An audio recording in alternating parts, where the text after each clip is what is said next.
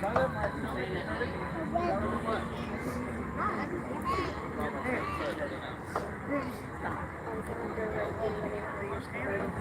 on, he's hungry. Or doesn't have any brains. I don't even. Right. Mama's got it. Hi. Don't. Do you want me to take a picture? Bad. Okay. Being bad. Okay.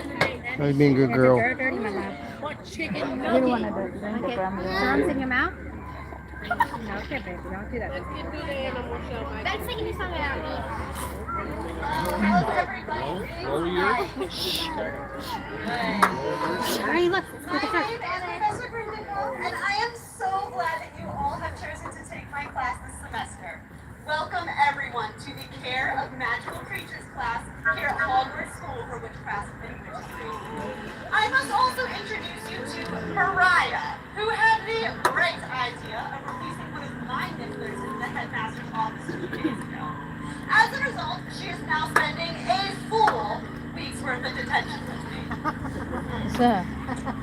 Now, this semester, I'm going to introduce you all to all sorts of magical beasts that inhabit our wizarding world.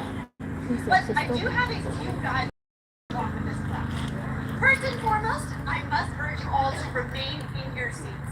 Getting up and walking around while we have a beast in the class could scare the creature. Or worse, it could elicit a predatory response. So where you are seated right now is where you must remain seated until I dismiss you at the end of this class period. I would also like to remind you all to please keep your hands to yourself. We will have live animals in this classroom. They may approach you, run past you, or even fly over you. As they do that, we do ask you to keep your hands in your laps. If you reach out and try to touch one of these creatures, it may just be the last thing you ever do. Not every animal I bring into this classroom is going to be friendly. Can you all follow these guidelines today? Yeah! Alright, fantastic! For our very first class this semester, or different? I'm going to be introducing you to I don't know if the owl, honey. Inspired, the mascot Yeah. of the I don't know, it's the owl. Behind curtain, honey. Oh, no. No, look, the one, the white like a house. It's inside. No, it's not. Token before class join me up on stage. Perfect. Come on up. So you are going to get to help us. See the owl, honey, in down. See? I told you, in the cage. Thank you so much. I got her right here. Yep, can you head back to your seat? Thank you so much. That's okay. What are you doing? So you're going to help our class demonstrate the proper way to handle a spitting. Because the people of House Hufflepuff are known for their hard work and for evaluating fairness. And I cannot think of an animal who demonstrates these values better than a swimmer. So you're going to come right over here, center stage for me, and I have this long glove for you to put on your hand. There you go. Now don't worry, swimmers are very gentle creatures, but they can never be too safe, especially on the first day of school. So you're going to face your audience right here. Now swimmers are winged birds. They do love to live in water, but they also like to live on the land. So we're going to hold this glove on a big, strong tree branch, and we might get lucky and have our students land on it. Now, like I said, swimmers are hardworking birds because they love water so much. This is the one we saw it, remember? As it travels north or south into Africa, which is where these birds are native to. I cannot think of any harder working bird than a swimmer who's on migration. It can travel up to 1,000 miles every single year. You did an excellent job. I'm going to take that glove from you. Can everyone give a applause to your applause?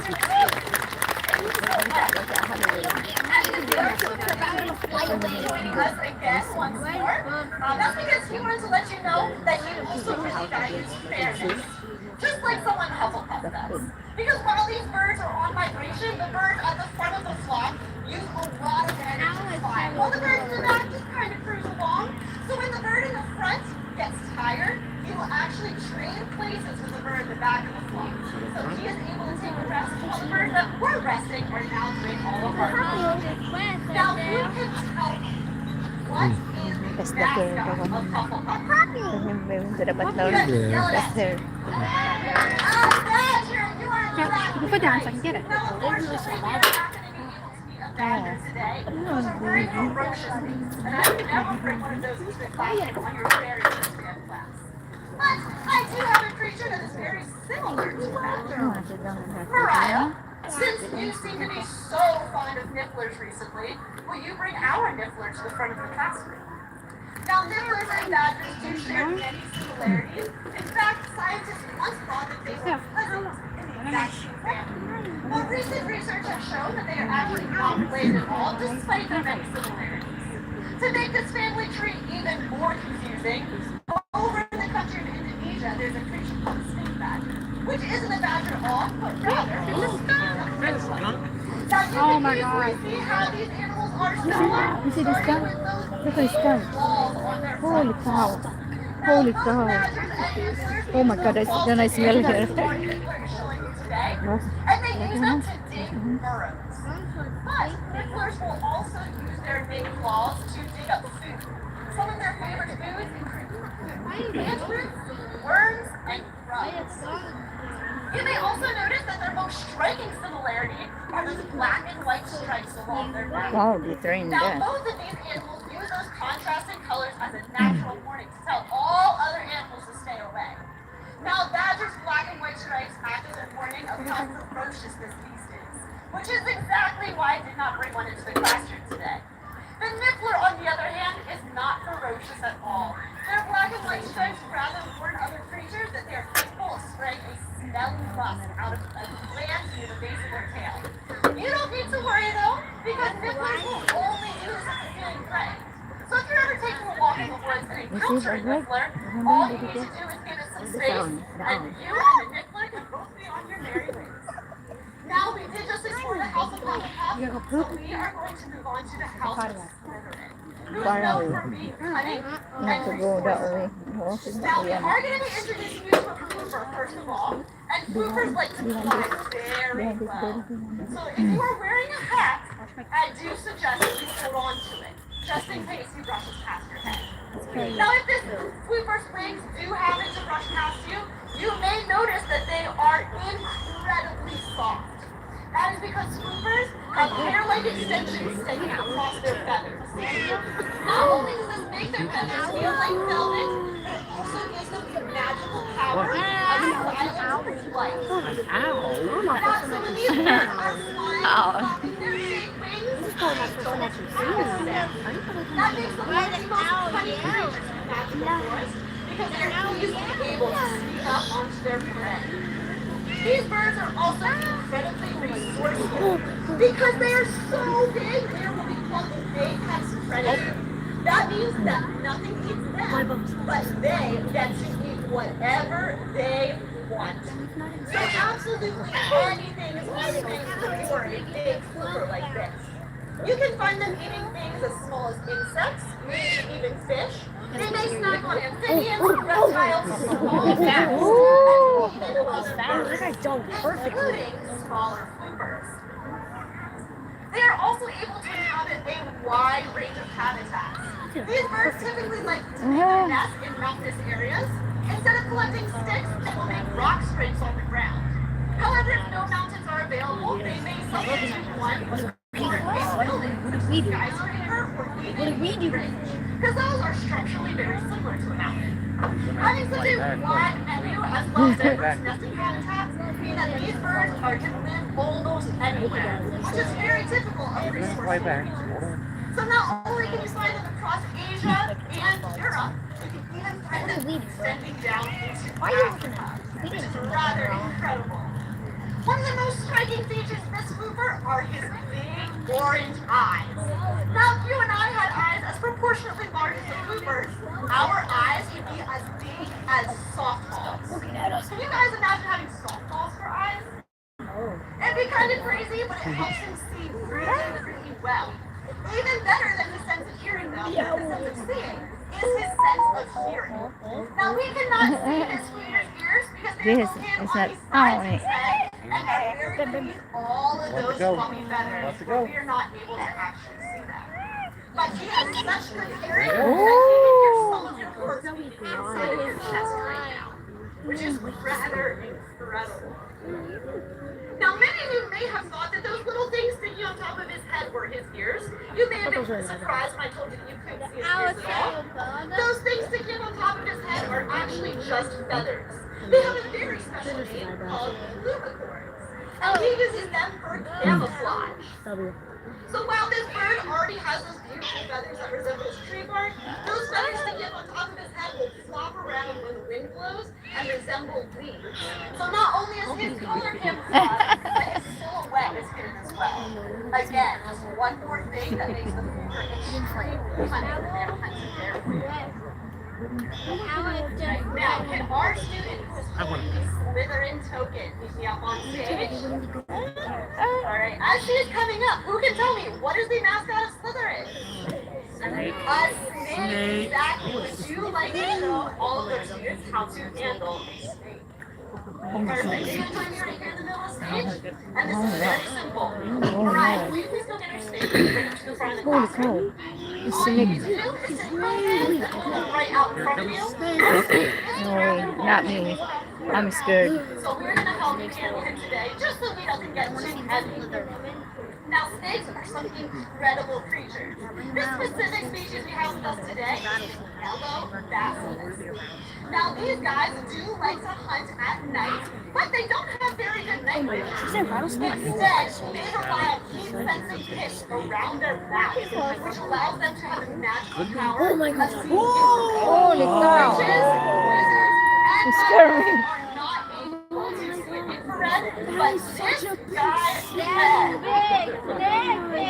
That means when he is Oh hunting my at night, goodness. he can see his prey with his eyes. Those heat-sensing tips will pick up any heat waves coming off of his warm-blooded prey animals. So he can Wow. actually see a heat picture of whatever animal he is hunting. So this guy is an ultimate nighttime predator, even though his night vision isn't super ideal.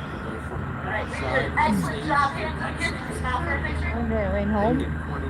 There we go. I can do it home. Who? I didn't What? Excellent job today. You are definitely class out. Go poop. Class period. And you can head on back to your seat. Everybody give them a round of applause. Woo! We have now been introduced to the creatures from Hufflepuff and Slytherin. Who wants to move on to Gryffindor? Now the members of Gryffindor are known to be brave and daring. So I'm going to need a big person with our Gryffindor token to be up on stage. Come on up. Ayan, I told this like, and I'm scared. Oh my god, my nightmare. Now we are going to get to be meeting a flash flyer, who is one of the most daring birds in the entire world. As his name suggests, he's incredibly fast, reaching guiding speeds of up to 240 miles per hour. I saw me and then got the bun in there, sitting behind. Explodes upon impact. Because of this, I'm doing video. we need very special equipment. I'm doing my video here. So I do have this perch with us today. You will notice it is flat on top. Flash flyers have very long toes and prefer to sit on flat perches rather than round ones like most other birds. So you're going to hold that with 2 hands. Perfect. And we're not going to lift it up. You're keeping it on the ground right now, which is great. We want to make sure we don't spin it and we don't wobble it. You have a really good hold on that. So I believe we're ready. Just so long as you keep that nice and steady, we will be ready to meet our flash flyer. Now, like I said, flash flyers are incredibly fast. So you will notice as he flies, Wow. he is flapping his wings a million miles an hour. Unlike our other birds Wow. who are too soar and not flap their wings very much. This bird used to flap his wings a lot in order to maintain those very high speeds. Now this bird can fly about twice the speed of the nimbus 2000 goes. No witcher wizard would ever dare fly a broom as fast as a flash flyer flies. And that is because if we were to fly at those high speeds, we would actually collapse our lungs with air pressure and going. Now the flash flyer is not immune Look, to the bird. this, but he does have a very special adaptation that helps him avoid Oh, I it. thought you could. Inside of his nostril, he has a little notch called a spiracle, and he uses that as he's diving. It actually forces the air to enter his lungs in a spiraling motion, so it decreases air pressure. So So not only do his lungs stay healthy and intact, but he can breathe freely as he is diving at over 200 miles per hour. He is going to make one last flight for us, so you're doing an excellent job holding that still for him. He feels very comfortable with you, which is why he's not leaving his perch. So that is actually the best case scenario right now. I'm pretty happy with that. Some other adaptations that these birds have are actually found inside their eyes. You can imagine a skydiver. They always wear goggles to protect their eyes. Now this bird skydives every single day, but he does not have goggles to wear. Instead, he has bones inside of his eyeballs. Oh. These help his eyes keep their shape as he's diving at his top speed, but they don't actually protect the outside of his eyes. Instead, he has something called a nictitating membrane, which is a third eyelid that closes over his eyes this way. It is clear, so that means that when this bird is flying at top speed, he can... When this bird is flying at his top speed,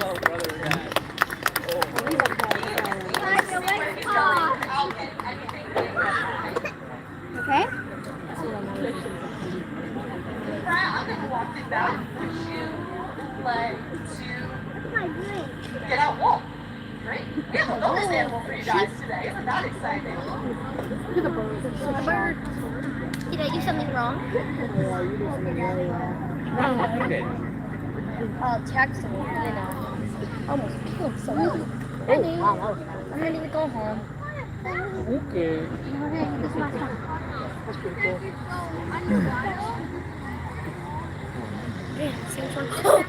Ay, snake. Ay, snake.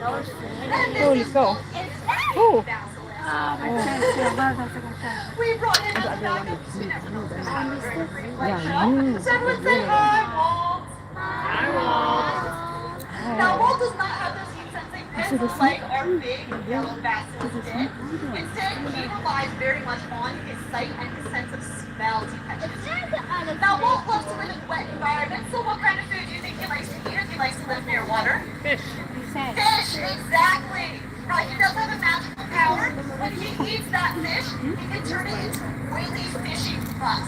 So if he's ever scared, he can actually dispel that pus on whatever is making him afraid. It's something very yucky, but luckily something we don't have to worry about because Walt is very comfortable around humans. Thank you, Mariah. Can everyone say bye, Walt? Bye, Walt. All right, so we do have one more creature to meet from the House of Gryffindor. Who can tell me what is the mascot of the House of Gryffindor? Griffin. Griffin. All right, you are right. Now, don't get too excited. Surely you all must realize that if you're too early on your studies to meet a badger, you are also too ill-equipped to meet a lion. Obviously. No, unfortunately, if you all want to see a lion, you're going to have to get the Hogwarts Express first thing tomorrow morning and take it northbound to the Akron Zoo. Wow. Totally disappointed though, because I have selected the most exquisite creature for you all to meet today in place of the Lion of Gryffindor. I would like to introduce you all to the auguries.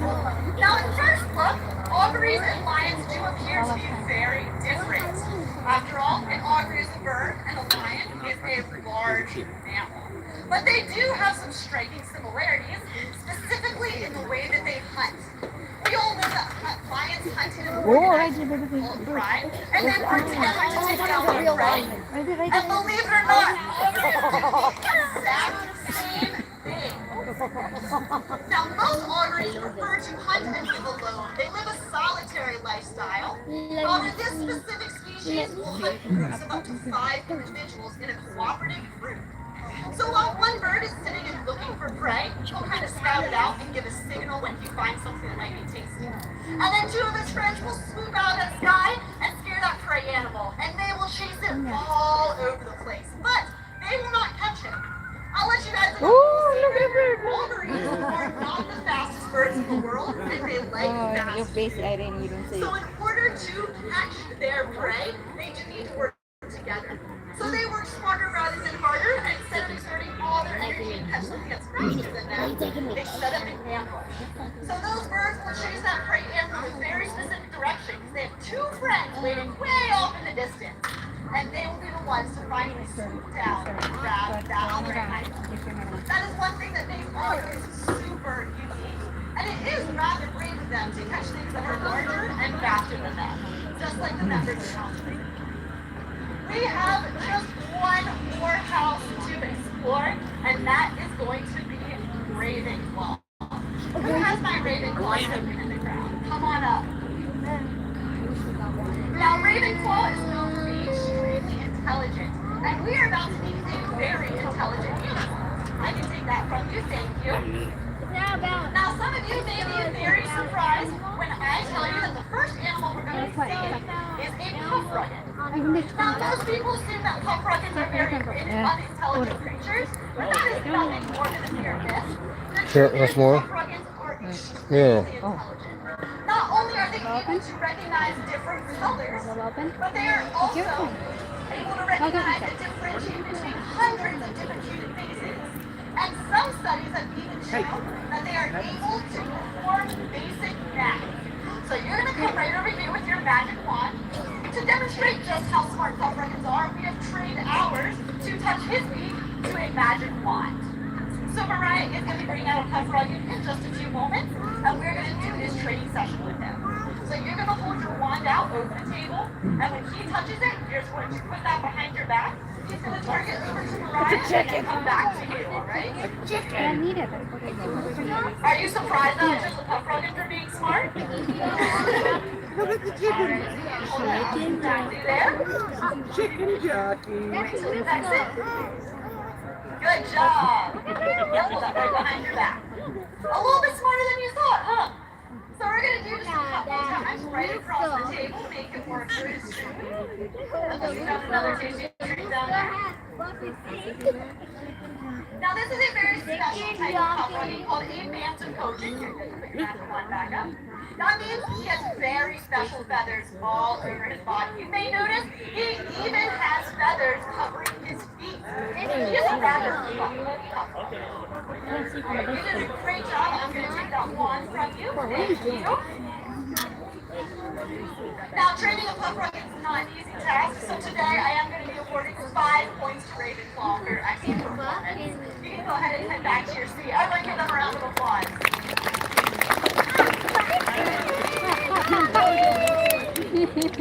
Now, most people do believe that the mascot of Ravenclaw is, of course, a raven. However, that is not the case. The real mascot of Ravenclaw is an eagle. The reason is, eagles can soar where others can't fly. So today, we do get the pleasure of bringing two bald eagles into our class. He's going to take a couple minutes to get ready. So in the meantime, I'd like to tell you some really awesome facts about him. It is true that bald eagles are capable of soaring at great heights. They can actually reach altitudes of 10,000 feet. Now that's incredible, but believe it or not, they are not the highest flying animal in the country. That title actually belongs to the mallard duck. That's right. Well, bald eagles soar at 10,000 feet. Wow.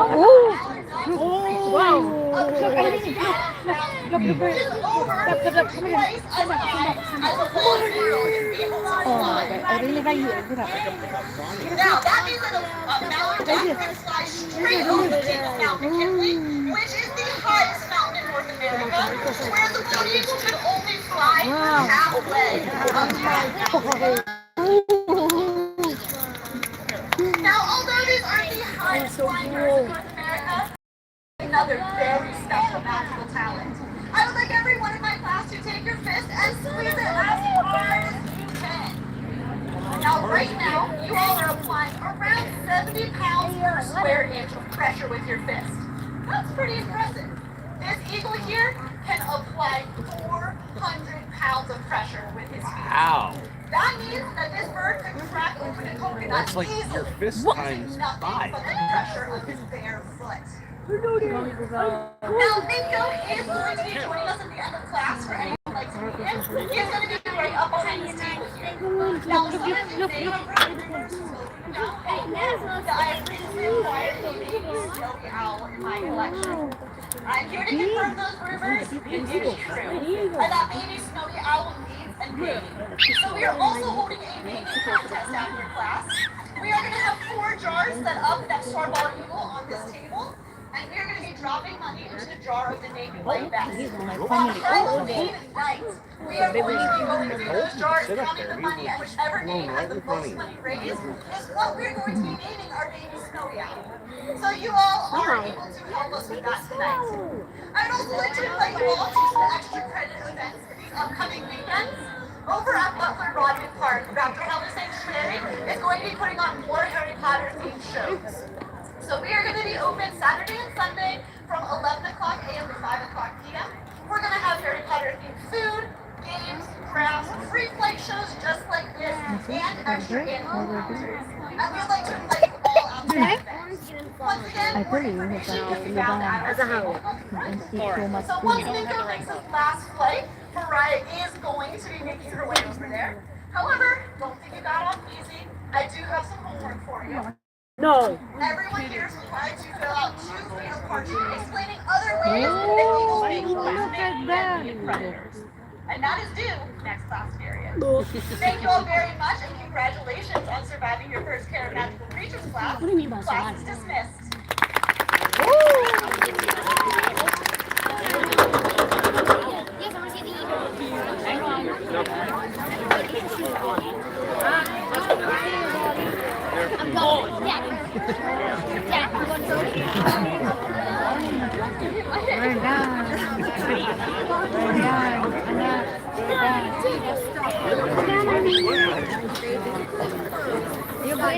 Come take a video real quick.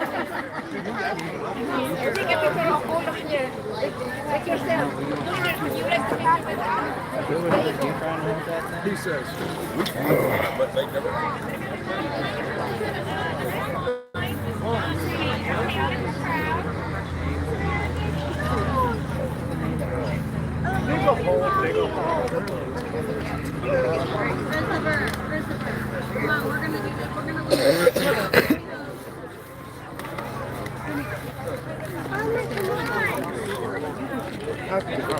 Come on, baby. Over here.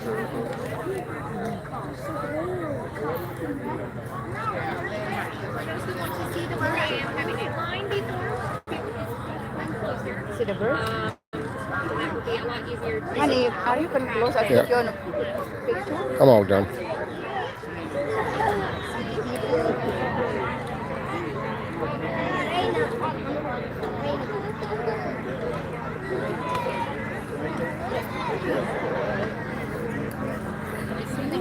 Let's go line. I'm going to line? Come on.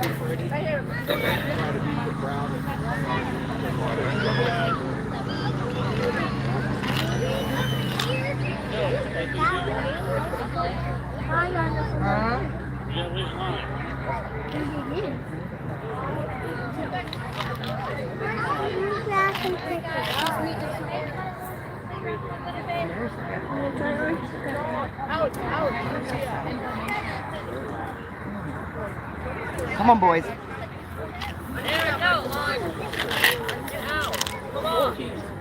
Let's go, Eric.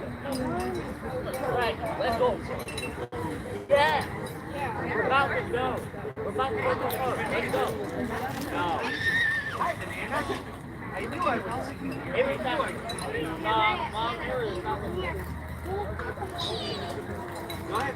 Go there. Take a picture of you. I like honey. Hmm. You have told Irene he wants to be here with you. Hold my hand. Not him out. You can shake it with the birdie.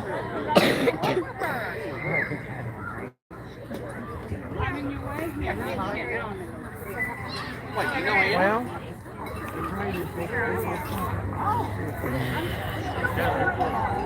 Well, he's cute. He's very strong. Honey, let's go see the bird. Come on. I see her. We said something. We bounced the ball, huh? Okay, come here. Come hold my hand. That's your mama? I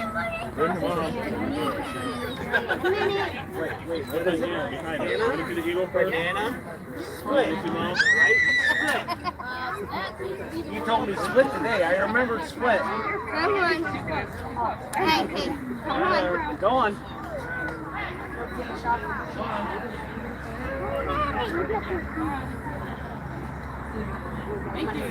Here.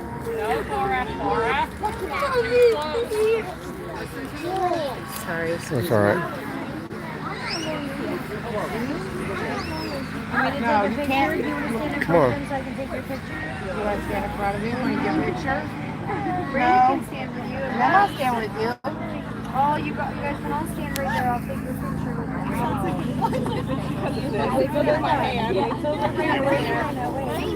Raina, wait.